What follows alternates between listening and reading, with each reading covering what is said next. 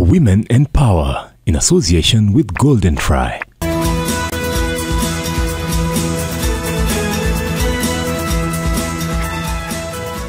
Today's story is about a woman who has delved into a business that most farmers tend to shy away from: fish farming. It is synonymous with the lake region and coastal parts of the country where it has been known to flourish. But the passion and admiration that 48-year-old Josephine Wanjiko has for fish prompted her to open a fish farm in Kikuyu and later on open up an even bigger fish farm here in Ruai.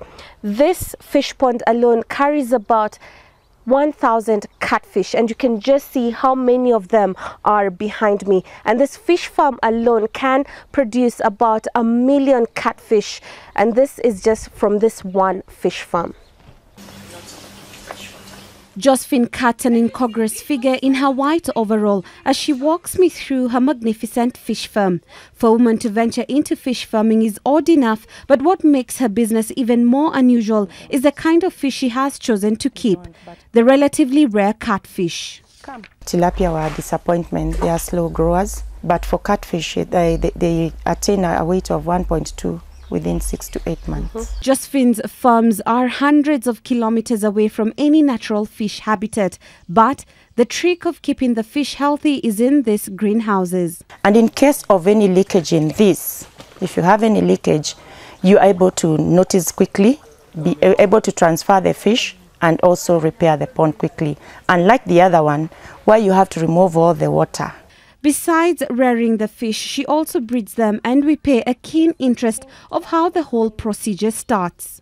What we do is normally take the female, inject it with some hormones, then we do something called spawning, and we fertilize it with the pituitary gland from the male.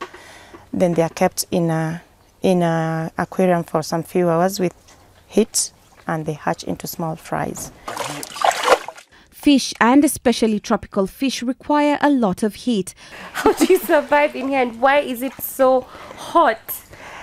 When I was doing my study about fish, I thought about bringing the coast or bringing the heat from Kisumu, Lake Naivasha, Lake Nakuru. I would think because of the heat there, I had to bring that heat here for the fish to grow. And yes, it did well. It really did well. Josephine has had to weather many storms, but now her business is riding high. She has set up a bigger fish farm in Ruai, complete with a fish processing plant.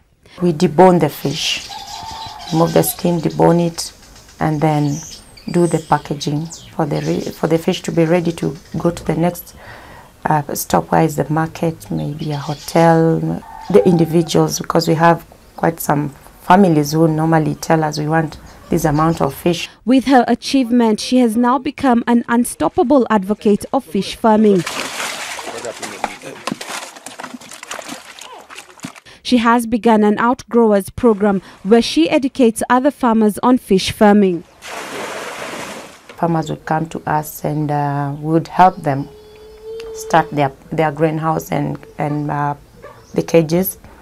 Plus, we'd supply them with fingerlings. But success has not come overnight for Josephine. So the small fingerlings, there are times they are very, very delicate, and they need heat in the house.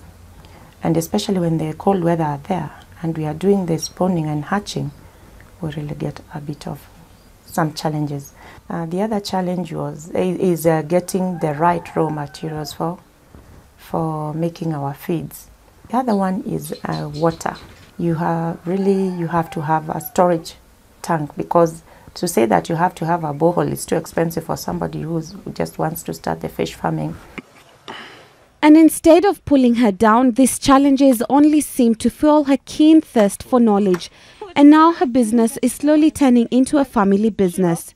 I found this really rewarding when I saw them want to venture into this, and all of them wanting to take a portion of the business and work on it. And actually it even went and pleased me more when they went and got their friends to come and come on board and work with us. So really Joyfish is a family entrepreneurship. You've probably heard of the saying, from the frying pan into the fire. Well, in this case, it is from the fish pond into my plate. Well, this is actually the first time I am eating catfish, and it is delicious. Well, not very popular amongst Kenyans. This type of fish is slowly but gradually becoming a favorite, and when it does, this only translates into money for Josephine Wanjiku, who has been into this fish business for quite a while and is doing tremendously well. She currently has over 2 million fish in her farm. For Women and Power, I'm Liz Ntonjira.